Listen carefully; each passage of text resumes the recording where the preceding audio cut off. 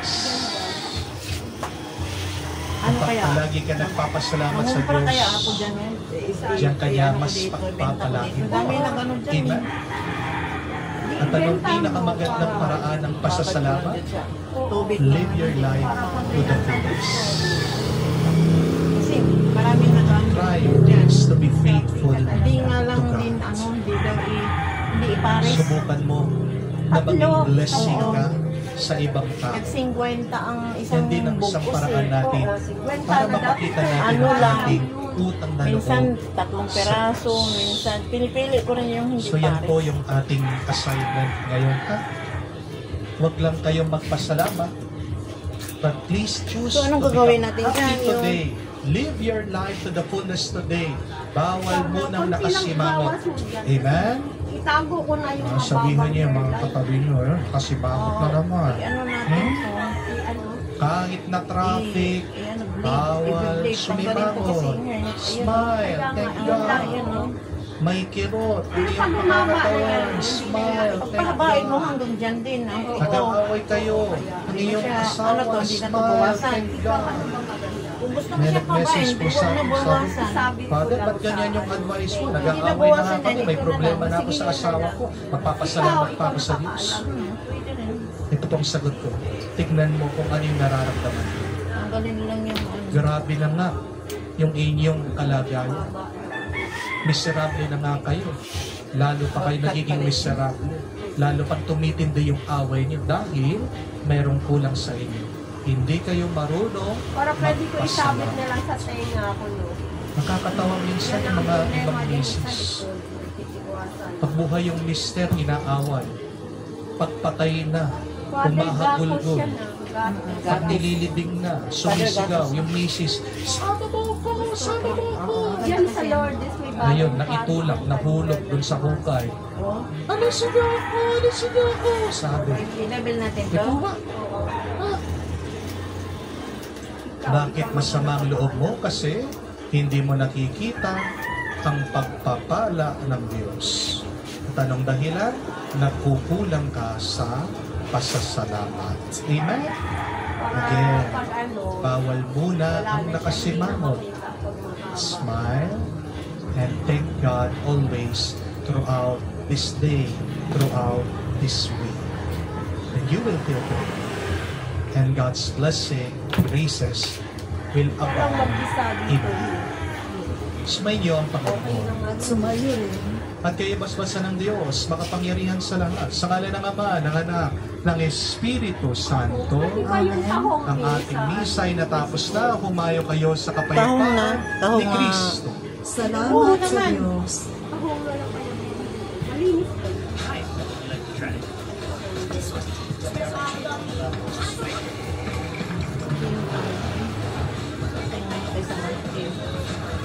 Shortcut na payments from Visit Source Kasi allergy ako. G with the new GCash SoundPay. 200 pesos. Payment received. Confirm agad ang payments. Payment received. QR for all your crew. Payment received. Payments you can hear. Payment received. Enter easier. G with GCash SoundPay. Now I hear when they pay. Hindi nga, alam mo kahapon, nakailang post na ako para isang Meet post na Ma'am Gina, one of these salad patients, as she walks comfortably with her new artificial leg. Sumbad. Yan kayo nagsusumbad. Yan sa taparit. Iba may parang yan. And let's ask her why did she choose Installa? Mas malawak kasi yan. Dati kasi yun. Mas maganda din. Kilala mo si Kuni? Maliit na lalaki. Instructor. Nagsusumbad sila. Maliit na lalaki. Kilala mo si Nini? Bago lang yung sila.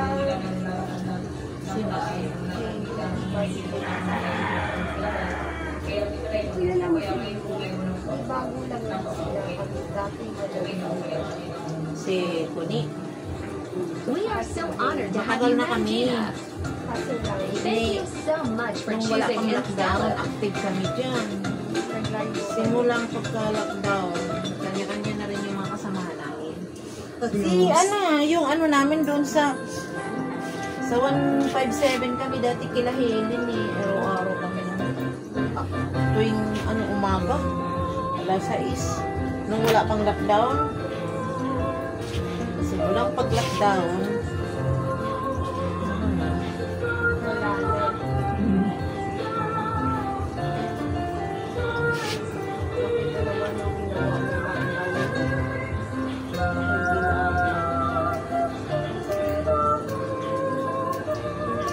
Saan ka ba umuwi?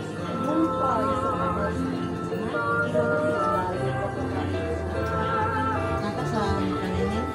Tagumpay lang. Yan kay Abay ba? Kay Abay? Sino yung apo ng kapila? Saan ba? Yung sa lagpas na yung kay Abay papasukin. Pangako. Oo, pangako. Tagumpay lang. Bago mag-Abay, tagumpay mo.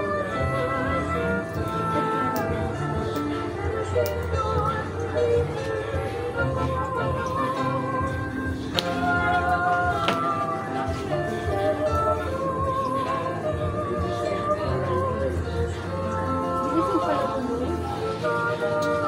Red alert tayo sa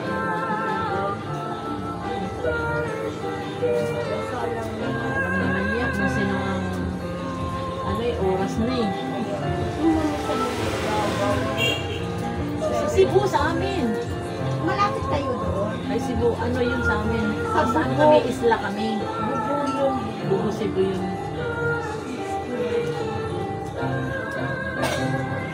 Hanggang ngayon naglilindol pa rin doon. Lindol-lindol pa.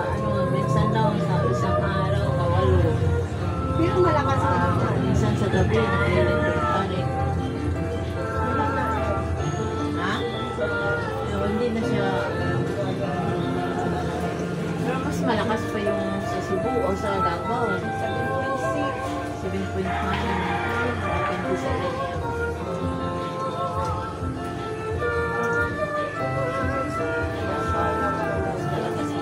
Kasi pag oras mo talaga. Ay, oo. Yan ang sinasabi ko eh. Kahit saan tayo. Talagang oras na. Ay, dahilan linggo. Kaya nang mga tayo dito, oras na linggo. Tayo hindi pa niya siguro nakuha ang pag oras natin. May chance pa tayo. Kasi tayo naman pa. Lagi iniisip ko na mahal sa iyo. Wow! Talaga? Bakit? Ano ba naman auntie mo?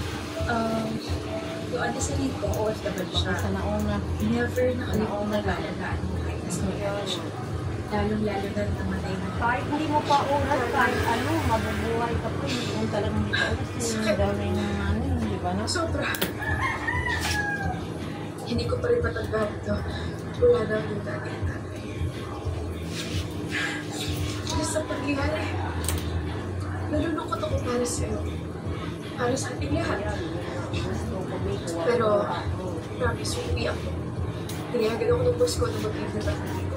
Kahit pa paano, gusto ko paramdaman mo na ito sa akin. Naman tayo ha. Tanong mo, para ba sa isang bahaga? Nagpahaba na ako noon. Oo, bagay sa'yo. Sorry, auntie, hindi ko mapigilan umiyak. Ano na edad na. Iisip ko pa rin na Bakit ikaw nga mahaba ka? Sulit, lagi ka wala naman tayong mag-aalala sa amin. Naging ka pa. Kasi may ginagawa, trabaho eh. Mahal ko kayo. Hindi na mo kasi Kaya kaso. makauwi at sasamahan kayo sa Kahit buwan. pasapang nga, sinakabit sa Kahit ano nagawin mo sa buhok mo, iba na naman ang kulay Opo, auntie. Thank you po talaga. I would describe auntie as someone who's fierce at walang inuwi. Hi. Oh, dali-day. Ano na yun? Nakasadali ka ba? Iba yun. Hindi Piniyari ba? pa yung ano. Yung masakit sa'yo? O baka naman may nagpaayok sa'yo? Good morning, day. Sino yan? May nagsabi sa akin na uli laro ko. Si Michelle. Ikaw uli laro dito ako. Never ko raw po ulit na experience yung may mga magulang na nag-aalaga ng anak.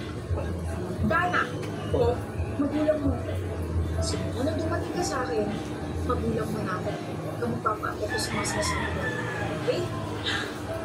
Kahit fierce at walang inuuman man, sobrang supported niya pagdating sa Panginoon. Paano pa pa rin ba nila? Wala naman, Dana. Wala to, auntie. Tagal-tagal na naman Huwag yun. na po kayo mag-alala. Yun ako, huwag na naman kalimutan na talaga sa inyo. Ano po ba ng dapat para sa ako? Ako. umiinom pa ako ng soy mix para Kasi may thank you, auntie. Buti na lang po nandyan kayo. Ay, naku, kahit kailan. Bahala sa'yo. Auntie, laging sinisigurado na handa kang sasakit. Kahit wala siya, nandiyan pa rin yung alaga. She put her life on hold, sacrificing her own dreams, desires, and comfort to provide for us. Nawala na yung kailangan sa pakiramdam. Sa sunod, may paano ko na. Tulad niyo, she's been there through our ups and downs. Hindi nagbighadlan yung pagiging malayo niya para maalagaan kami. Tapos alam mo ba, she shaped me into someone who can stand up for myself and she taught me a lot of things. For years of being an OFW, ang dami ka naging solution para sa akin. And I am very grateful for that. Inalagaan, hindi pinabayaan, binigyan ng atensyon, at Kasi pag mamaya, hindi na makasingit. Ay, minahal bilang anak niya. Oh my gosh. Grabe pala ang sakripisyo ng Ate Selena para sa inyo. Ang tatag niya. Hindi ba kasama kayo Hindi ko sa kanya na siya palang Hindi nag-alaga wala sa na inyo. siya. Ano sa biluna na siya. ano sabi To be compared to Doon daw siya na dati dyan sa baba. Kay ano yung kasama Grabe, na. Oo, kay dito kay ano daw, Saan sabi. banda yun? Andyan And na I know siya she's naman. very proud of me. Umalis Being naman siya. so Ayun, kasi dyan siya, kay kila ano. Hindi ko paano ako nadamana ng princess, but still managed to Every stand other up and be alive. week yata ang ano, It's happening. Vincent.